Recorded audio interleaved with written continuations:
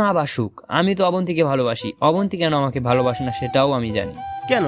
কারণ অবন্তী ভাইয়াকে কি পরিমাণ ভালোবাসতো তোরে বলে বোঝাতে পারবো না। ভাইয়ার সাথে বিয়ের পরে অবন্তী আমাকে ভাইয়ের মতোই দেখেছে।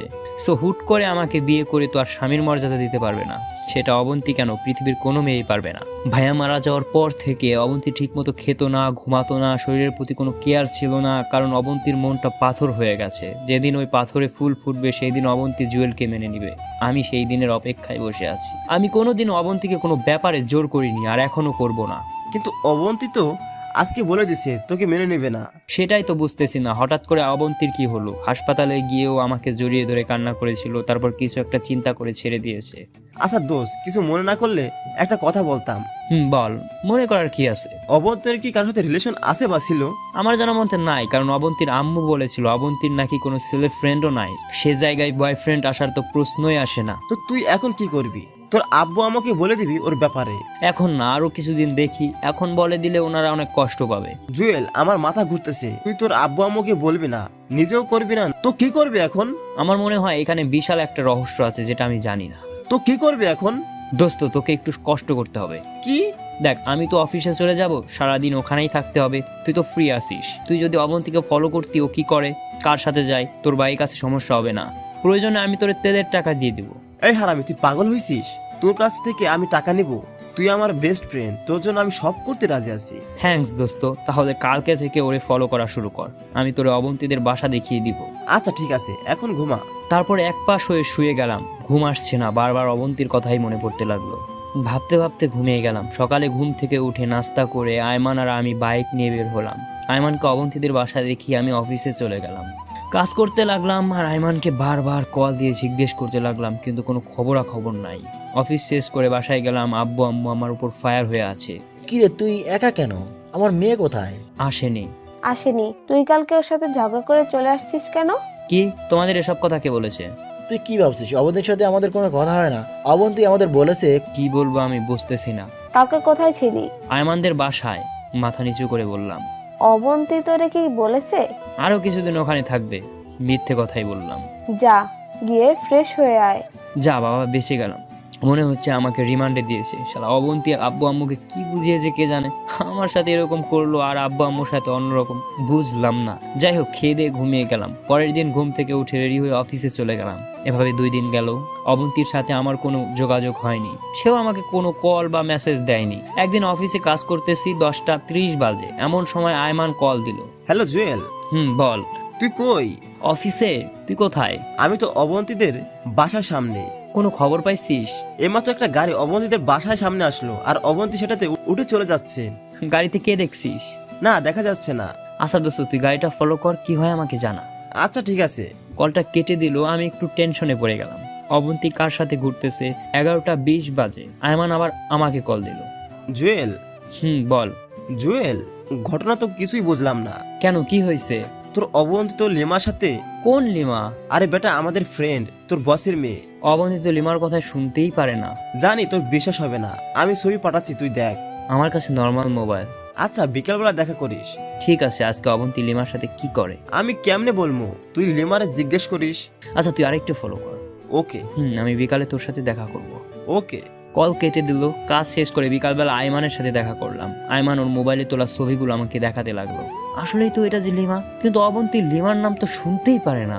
আমাকে কয়েকবার হুমকি দিয়েছে যাতে লিমার সাথে দেখা না করি, কিন্তু এখন দেখছি সে নিজেই লিমার সাথে হাত ধরাধরি করে হাঁটছে। কাহিনী তো একটা আছেই, যেটা আমি জানি না। কিন্তু আমাকে এভাবে বসে থাকলে চলবে না। এই কাহিনীটা কি সেটা বের করতে হবে। এই জুয়েল, কি ভাবতেছিস? দুজন একসাথে কি করে সেটা। লিমাকে জিজ্ঞেস কর, তাহলে কাহিনী বুঝে যাবি। কিন্তু লিমা কি আমাকে বলবে? বলবে না কেন? অবশ্যই বলবে। না রে, লিমার পেট থেকে সহজে কথা বের হয় না। ওরে ইমোশনাল করে বের করতে হবে। কিন্তু কিভাবে? কিছু একটা চিন্তা কর। দেখি। আচ্ছা, এখন কল দিব। তুই পাগল হইছিস? এখন দিলে ভুলেও বলবে না। তোর সাথে যখন দেখা হবে তখন সিস্টেমে জিজ্ঞেস করে নিবি। আচ্ছা ঠিক আছে। আরো কিছুক্ষণ আড্ডা দিয়ে বাসায় চলে গেলাম। খাওয়া দাওয়া করে বসে বসে ভাবতে লাগলাম আসলে অবন্তী কি করতে যাচ্ছে। 2 দিন পর আমি অফিসে কাজ করতেছি, এমন সময় লিমা আমার ডেস্কে আসলো। কি রে জুয়েল, কি খবর? ভালো না রে। কেন, বইয়ের জন্য খারাপ লাগছে বুঝি? এই তো ফকিন্নি মুখ দিয়ে আসল কথা বের করে দিছে, বাকি কথাগুলো বের করে নিই। না রে দোস্ত, বউয়ের জন্য না। তাহলে আমি আর বেশি দিন বাঁচবো না রে। তুই এগুলো কি বলিস? পাগল হলি নাকি? সত্যিই বলছি, ডাক্তার বলেছে আর বেশি দিন নাই। এই তোর শরীর ঠিক আছে তো? দোস্ত আমি তো চলে যাব, যাওয়ার আগে একটু রিকোয়েস্ট রাখবি প্লিজ।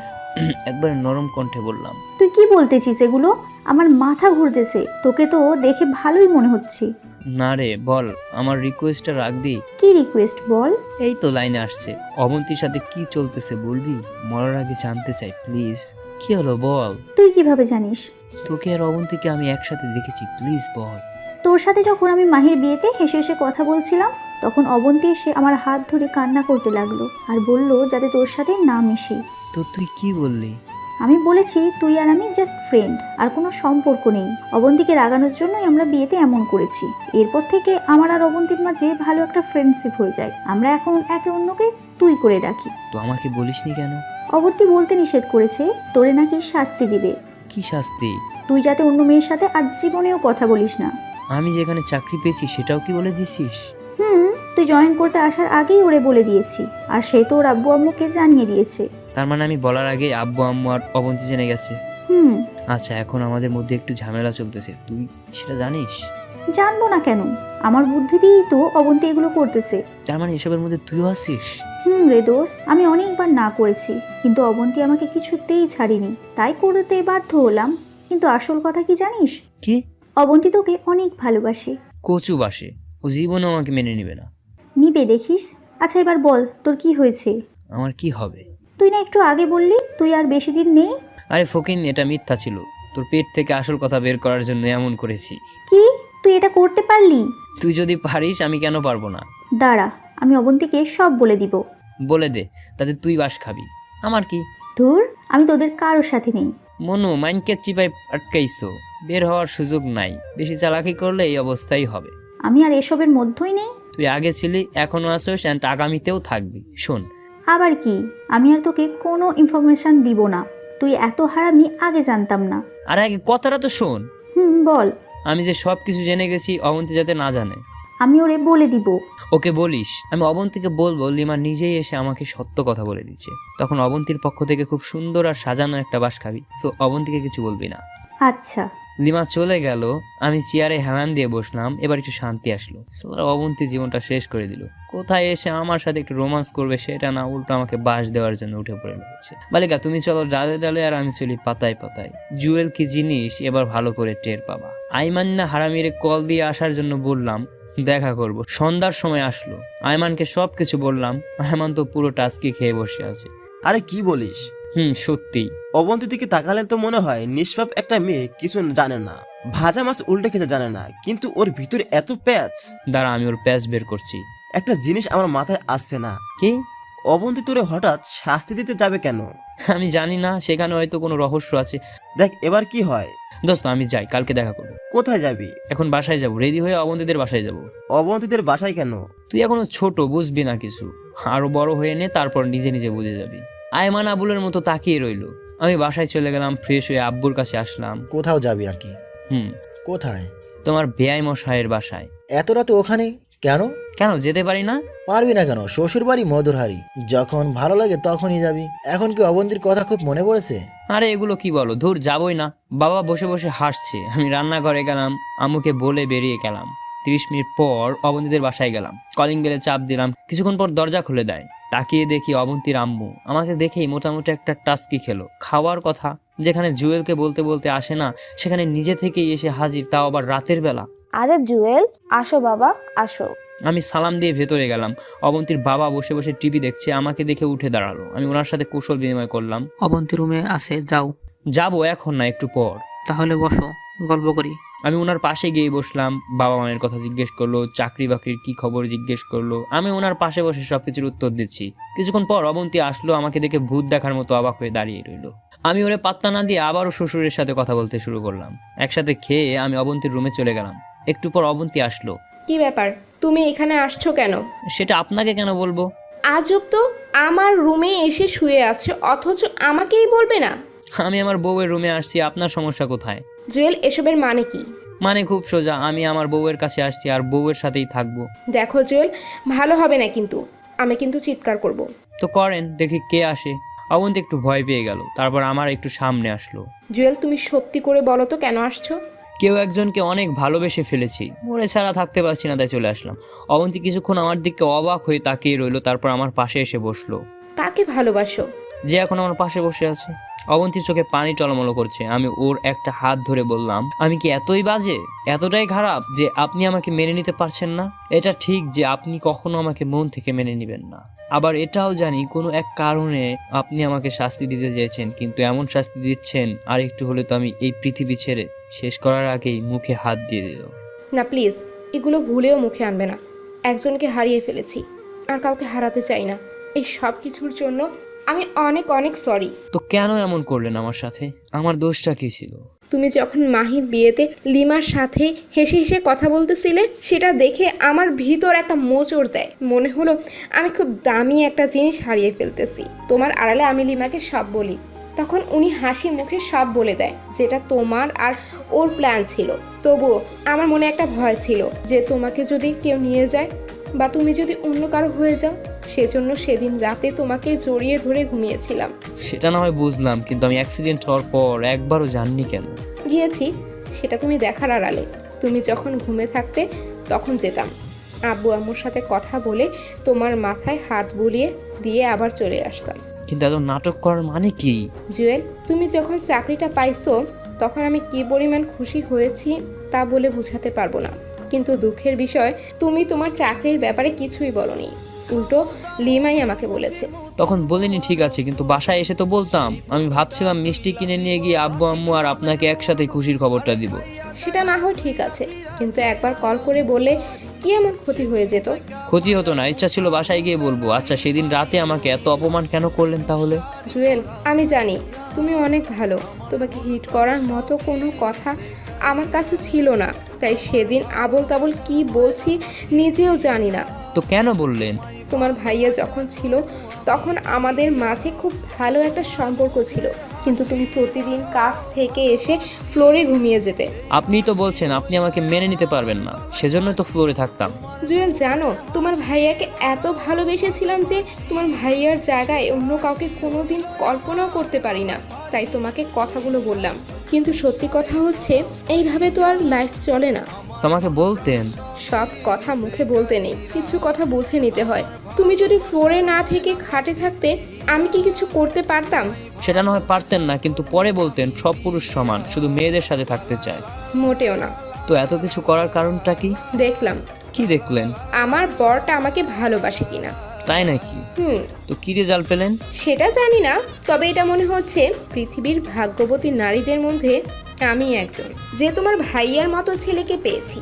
নিজের বাবা মায়ের চাইতেও 3 গুণ ভালো শ্বশুর শাশুড়ি পেয়েছি, আর সেরা ভাগ্যবতী এই জন্য সব শেষে তোমাকে পেয়েছি।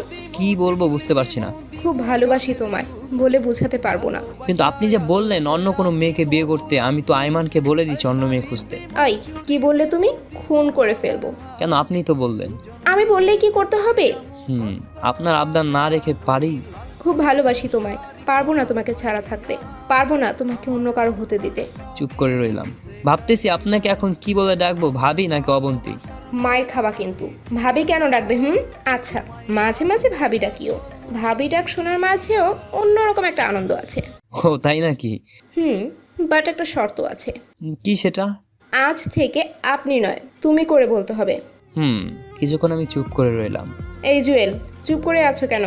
ভাবতেছি কি ভাবছো? আব্বু আম্মুর ইচ্ছাটা কিভাবে পূরণ করব। আজ থেকে কার্যক্রম শুরু করব কিনা সেটাই ভাবছি। কোন ইচ্ছা? ওই যে নাতি নাতনির ইচ্ছাটা। অবন্তী লজ্জায় লাল হয়ে গেল, তারপর বলল, এই একদম ফাজলামো করবা না। ফাজলামো করি তাই না? এই কথা বলে অবন্তীর হাতটা ধরে একটা টান দিলাম। অবন্তী নিজেকে কন্ট্রোল করতে না পেরে আমার বুকের উপর এসে পড়লো। এই জুয়েল, শোনো শোনো। বলো। তোমার না অনেক ইচ্ছা ধুমধাম করে বিয়ে করা? ছিল, বাট এখন বলে লাভ কি? বলে লাভ আছে, আমাদের বিয়েটা আবারও হবে, অ্যান্ড সেটা তোমার ইচ্ছা মতোই। অনেক টাকা লাগবে, কিন্তু পাবো কোথায়? সেটা তুমি জানো, বাট যদি বিয়ের অনুষ্ঠান না হয় তাহলে কিন্তু আমি তোমাদের বাসায় যাব না, আর আমাকে টাচও করতে দেবো না। এটা কেমন কথা? যেটা বলেছি সেটাই হবে। আরে ধুর, এই মুহূর্তে টাকা কই পাবো? আর আব্বু আম্মুকে কি বলবো? আচ্ছা, আব্বু আম্মুকে বোঝানোর দায়িত্ব আমার। আচ্ছা, দেখি কি করা যায়। দেখো, আর এখন নিচে থাকবা। মানে সবকিছু তো ঠিক, আবার নিচে কেন? কোনো কিছুই ঠিক নেই, বলছি না অনুষ্ঠান ছাড়া, তোমার মনের আশা পূরণ হওয়া ছাড়া খাটে উঠতে দিব না। এটা কোনো কথা? নিচে থেকে থেকে আমার সমস্যা হয়ে গেছে, প্লিজ আজকে অন্তত উপরে থাকতে দাও। ওকে, দিব, বাট একটা শর্ত আছে। আবার কি শর্ত? আমাকে টাচ করতে পারবা না, দুজনের মাঝখানে কোল বালিশ থাকবে। আচ্ছা বাবা, ঠিক আছে, তারপর উপরে থাকি। ওকে, ওই পাশে গিয়ে শুয়ে পড়ো। আপনি ঘুমাবেন না?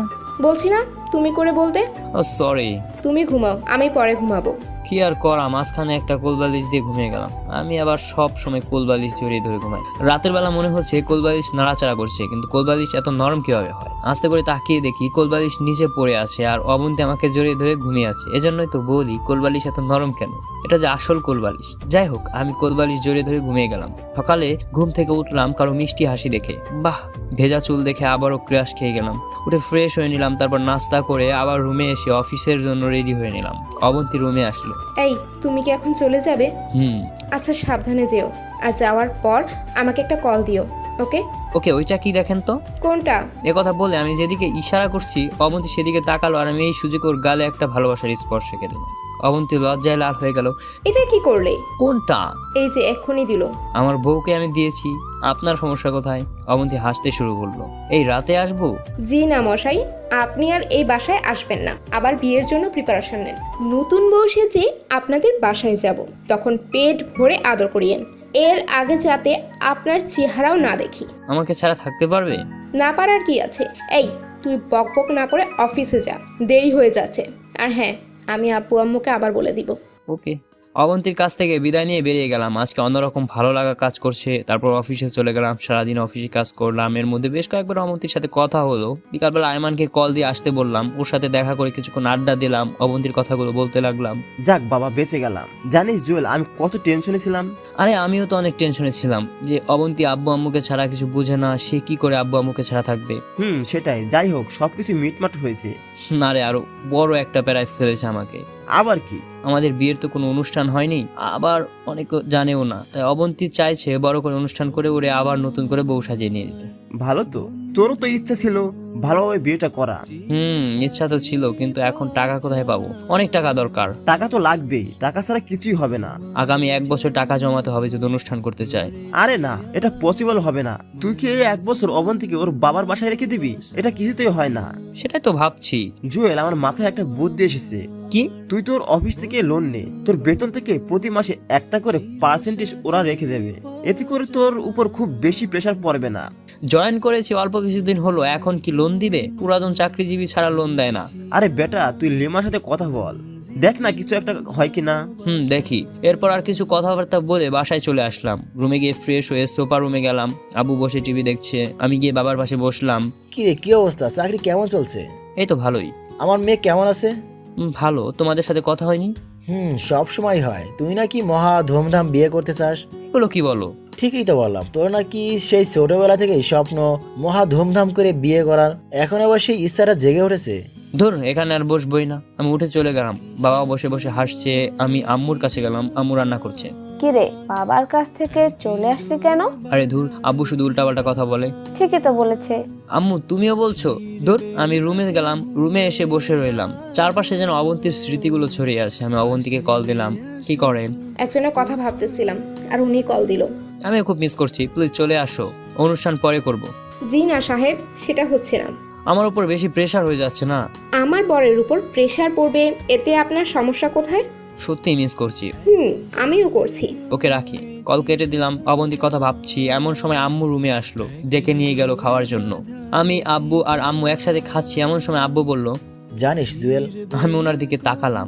আমাদের মানে তোর আম্মুর আর আমারও অনেক ইচ্ছা ছিল আমাদের ছোট্ট ছেলেটার বিয়ে অনেক সুন্দর হবে, সবাই অনেক আনন্দ করবে, কিন্তু দেখ কেমন বাবা হলাম, আমি সেই ইচ্ছাটাও পূরণ করতে পারলাম না। আব্বু এগুলো কি বলো? টাকা হলে সব করা যাবে, এত টেনশন করার দরকার নাই। আব্বুর মন খারাপ দেখে আমি উঠে চলে গেলাম। রাতের বেলা আব্বু আম্মু ঘুমিয়ে আছে, আমি উঠে বের হয়ে গেলাম। ভাইয়ার কাছে যাব। কয়েকদিন ভাইয়ার কাছে যেতে পারিনি, আমার ভাইটা মন খারাপ করবে। বাইরে চাঁদের আলো ছিল, আমি হেঁটে হেঁটে ভাইয়ার কবরের কাছে গেলাম। কবরের মাথা বরাবর গিয়ে বসলাম। ভাইয়ার কবরের পাশে কয়েকটা গাঁদা ফুল গাছ লাগিয়েছিলাম, সেগুলো তো ফুল ফুটেছে। দেখে মনে হচ্ছে ভাইয়া হাসছে। ভাইয়া কেমন আছিস? তুই হয়তো ভাবছিস আমি তোকে ভুলে গেছি। না রে ভাই, আমি তোকে ভুলিনি, সময় পাইনি তোর কাছে আসার। তোর কর্তব্যগুলো আমি অক্ষরে অক্ষরে পালন করার চেষ্টা করছি, কিন্তু তোর মতো পারছি না। তবুও চেষ্টা করছি। ভাইয়া যেখানেই যাই না কেন তোর অভাবটা আমি অনুভব করি। তোর স্মৃতিগুলো আমাকে ঘুমাতে দেয় না। ঘুমাতে গেলে তোর সাথে ঘুমানোর কথা মনে পড়ে, খেতে গেলে তোর সাথে ভাগাভাগি করে খাওয়ার কথা মনে পড়ে, খেলা দেখতে গেলে তোর দলের বিরোধিতা করার কথাগুলো খুবই মনে পড়ে। আজ সব আছে, ভালো একটা চাকরিও পেয়েছি, টাকা এখন হয়তো নেই, ভবিষ্যতে হয়ে যাবে, সবকিছু হয়তো পাবো, কিন্তু তোকে আর পাবো না। ভাই আমি জানি তুই আমার উপর অভিমান করে আছিস, ভাই বিশ্বাস কর, 1 সেকেন্ডের জন্য আমি তোকে বলিনি। তোর অবন্তীকে আমি সর্বোচ্চ চেষ্টা করেছি ভালো রাখার, পড়ালেখা করানোর, আমি সফল হয়েছি। জানিস ভাইয়া, প্রতি রাতেই আমি মায়ের কান্নার আওয়াজ শুনতে পাই, কিন্তু আমি মাকে সান্ত্বনা দিই না। তুই আবার এটা ভাবিস না আমি স্বার্থপর। আমি আম্মুকে সান্ত্বনা দিই না এই জন্য যে আম্মুকে সান্ত্বনা দেওয়ার মতো ভাষা আমার নাই। অবন্তী এখনো তোকে অনেক ভালোবাসে। আমাকে মেনে নিলেও অবন্তীর মনে তুই যে জায়গাটা করে নিয়েছিস সেটাতে তুই সারা জীবন থাকবি। ভাই আজকে সব আছে, শুধু তুই নেই। আর একবারের জন্য আমাদের মাঝে ফিরে আয়, দেখে যা ওদের আমি ঠিক মতো রাখতে পারছি কিনা। আর একবার এসে আমার সাথে ঝগড়া করে যা। এবার আর তোর সাথে মারামারি করব না, তুই শুধু একবার আয়। চোখ দুটো ঝাপসা হয়ে গেছে, আর কোনো কথাই আসছে না আমার মুখ দিয়ে। আরো কিছুক্ষণ ওখানে বসে কবর জিয়ারত করে বাসায় চলে আসলাম। পরের দিন ঘুম থেকে উঠে ফ্রেশ হয়ে নাস্তা করে অফিসে চলে গেলাম। 11টার দিকে লিমা আসলো। দুলা ভাই, জুয়েল নাকি এটা? মনে হয়। কি অবস্থা? ভালো না রে, বিপদে আছি। কেন, আবার কি হয়েছে? এবার তো সবকিছু ঠিকঠাক হয়ে গেছে। অবন্তী আমাকে সবকিছু বলেছে, তুই তো হারামি, কিছুই বলবি না। এখন বল আবার কি হয়েছে? সবকিছুই বললাম ওকে। ওরে, অনেক টাকা লাগবে। লোনও তো দিবে না, কারণ নতুন জয়েন করেছি। আচ্ছা, আমি ম্যানেজারকে বলে দিব, দেখ কিছু হয় কিনা। থ্যাঙ্কস দোস্ত। একটা শর্ত আছে। কিসের শর্ত? আচ্ছা বল শুনি। যদি টাকা দেয় তাহলে তোদের বাসর ঘরটা আমি সাজাবো। আমার অনেক দিনের শখ, কিন্তু কেউ আমাকে সাজাতে দেয় না। আচ্ছা ঠিক আছে, তুই আগে ম্যানেজারকে বলে দেখ। ওকে। লিমা আমার ডেস্ক থেকে চলে গেল। আমি অবন্তীকে কল দিলাম। কল দিয়ে কথাটা বললাম, অবন্তী শুনেই বলল, হয়েছে, আর ঢং করতে হবে না, টাকা হাতে পেলে তারপর বলবে। এ কথা বলে মোবাইলটা রেখে দিল। লিমা কিছুক্ষণ পর ম্যানেজারের রুম থেকে বের হলো। এই জুয়েল, বল। আমি ম্যানেজারকে বলে দিয়েছি, দেখ উনি কি বলে। আচ্ছা ঠিক আছে। ম্যানেজার হয়তো তোকে ডাকবে, যদি জিজ্ঞেস করে টাকা কেন দরকার, তাহলে বলবি যে বাসার কাজ চলতেছে। ওকে। আরও একটা গুড নিউজ আছে। কি? আজকে সানি আসবে, আমি ওরে নিয়ে আসার জন্য যাচ্ছি। সানিকে? তোর দুলা ভাই, আমার হবু। বাহ, বিয়ের আগে এত প্রেম, বিয়ের পর কি করবি? তুই আর অবন্তী যেটা করবি আমরাও সেটা করব। আমাকে একটু বলিস তোরা কি কি করস? মায়ের খাবি ফাজিল। আচ্ছা আমি গেলাম। ওকে, আল্লাহ হাফেজ। লিমা চলে গেল। আমি বসে বসে কাজ করতে লাগলাম। দুপুর শেষ হয়ে বিকেল হয়ে গেল, কিন্তু ম্যানেজারের কোনো খবর নাই। আমি ভাবছি টাকা হয়তো দিবে না। ছুটি হওয়ার প্রায় 20 মিনিট আগে পিয়ন আসলো আমার কাছে। স্যার আপনাকে ডাকছে। কে? ম্যানেজার স্যার, এখন গিয়ে দেখা করবেন। আচ্ছা ঠিক আছে, আপনি যান, আমি আসছি। এক বুক আশা নিয়ে ম্যানেজারের রুমে গেলাম। স্যার আসবো? মিস্টার জুয়েল, আসুন ভিতরে আসুন। Thank you sir. বসুন। আমি বসলাম। আপনার নাকি টাকার খুব প্রয়োজন? জি স্যার। কত? 3 লক্ষ হলে হবে। এত টাকা দিয়ে কি করবেন? স্যার বাসার কাজ চলছে। কিন্তু মিস্টার জুয়েল, আপনি জয়েন করেছেন যে এখনো 1 মাস হয়নি। আমরা এই মুহূর্তে আপনাকে এত টাকা দিতে পারবো না। কেন স্যার? অন্যান্য কোম্পানিগুলোতে তো যারা কর্মকর্তা তাদেরকে লোন দেয় আর মাস শেষে বেতন থেকে কেটে নিয়ে যায়। আমার ক্ষেত্রেও একইটা করিয়েন। লোন দেয়, আমরাও দেই, কিন্তু সেটা পুরাতন লোকদের। আপনি যে এই অফিসে সারা জীবন কাজ করবেন তার কোনো গ্যারান্টি আছে? সেটা না হয় ঠিক আছে, কিন্তু আমি তো আর এই মুহূর্তে চলে যাচ্ছি না। আর আমার সব কাগজপত্র আপনাদের কাছে, আপনারা ওগুলো না দিলে তো আমি অন্য কোথাও চাকরি করতে পারবো না। আমি যদি এই অফিস থেকে চলে যাই তাহলে আপনাদের টাকা শোধ করে তারপরই যাব। সেটা না হয় বুঝলাম, কিন্তু এতগুলো টাকার জন্য আপনাকে কিছু ডকুমেন্ট জমা দিতে হবে। কি? আপনাদের বাড়ির কাগজপত্র। যদি কোনো কারণে আপনি টাকা না দিয়ে চলে যান, আমরা আপনার বাড়ি দখল করব। আচ্ছা ঠিক আছে, দিব। আর আপনার বর্তমান বেতন 25,000 টাকা। আমরা প্রতি মাসে 5,000 টাকা কেটে নেব, বাকি 20,000 টাকা পাবেন। Okay sir. ওকে, কালকে আসার সময় বাড়ির কাগজপত্র নিয়ে আসবেন। আসি স্যার। সালাম দিয়ে বের হয়ে গেলাম। তারপর বাসায় চলে গেলাম। রাতে বসে বসে ভাবছি কি করে আব্বু আম্মুকে কাগজের কথা বলবো। খাওয়ার সময় আব্বুকে বলেই দিলাম দলিলের কথা। বাবা কিছুই বললো না। খাওয়া শেষ করে আমি রুমে চলে গেলাম। কিছুক্ষণ পর আব্বু একটা ফাইল নিয়ে আমার রুমে আসলো, আমার হাতে দিয়ে বলল, এখানে সব কিছুই আছে, আমি জানি তুই খারাপ কিছু করবি না, আমি তোকে আমানত দিলাম। আমি কিছুই বললাম না, ফাইলটা রেখে দিলাম। অবন্তীকে কল দিলাম, কিছুক্ষণ কথা বলে মোবাইল রেখে দিলাম। তারপর ঘুমিয়ে গেলাম। সকালে ঘুম থেকে উঠে ফ্রেশ হয়ে নাস্তা করে অফিসে চলে গেলাম। সোজা ম্যানেজারের রুমে গেলাম, ফাইলটা ওনার হাতে দিয়ে আমি আমার ডেস্কে গিয়ে কাজ করতে শুরু করলাম। 11টার দিকে পিওন এসে ডেকে নিয়ে যায়, ম্যানেজারের নাকি আমাকে ডাকছে। ম্যানেজারের রুমে গেলাম, উনি আমাকে একটা চেক কেটে দিল। আমি তো খুশিতে শেষ। যাই হোক, ম্যানেজার থেকে 1 ঘন্টার জন্য ছুটি নিলাম, নাহলে বিকালবেলা ব্যাংক বন্ধ হয়ে যাবে।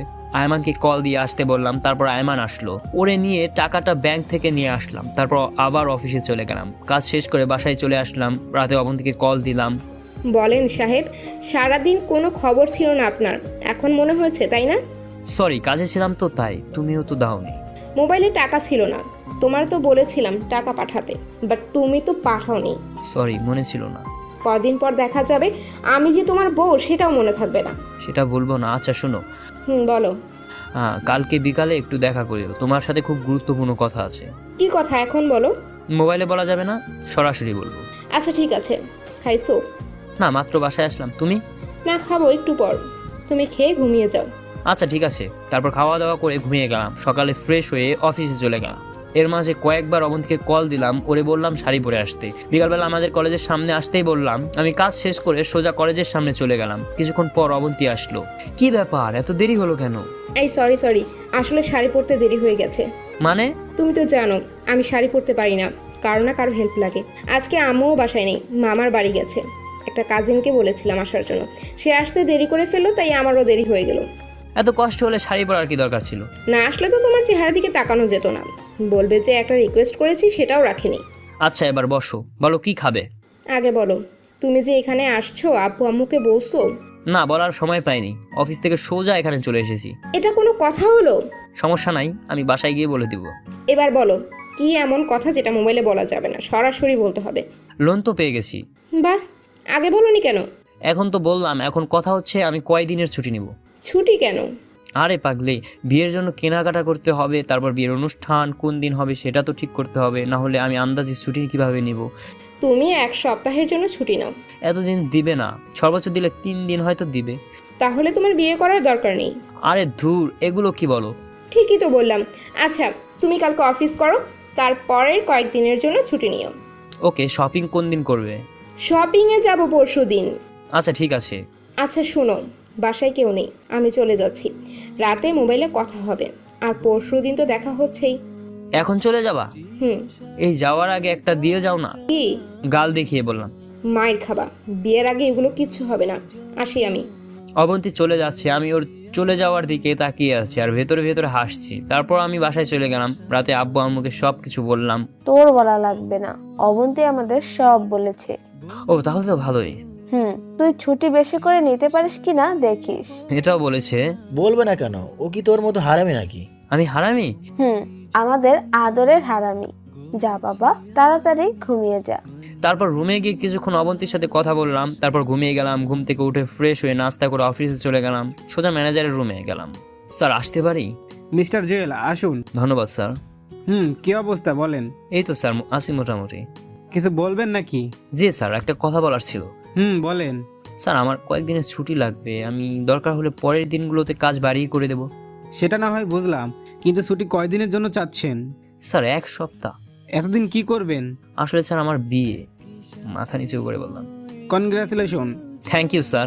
তো বিয়ে কখন? আপনার ছুটির উপর নির্ভর করবে। আচ্ছা ঠিক আছে, দিলাম। ধন্যবাদ স্যার। আপনার আর আপনার পুরো ফ্যামিলির দাওয়াত রইল, অবশ্যই আসবে। স্যার বিয়ের কার্ড এখনো বানানো হয়নি, তাই দিতে পারিনি। আজকে গিয়েই বানাবো আর প্রথমটা আপনাকে দিব। আচ্ছা ঠিক আছে, দিন। ওকে স্যার, আমি আসি তাহলে।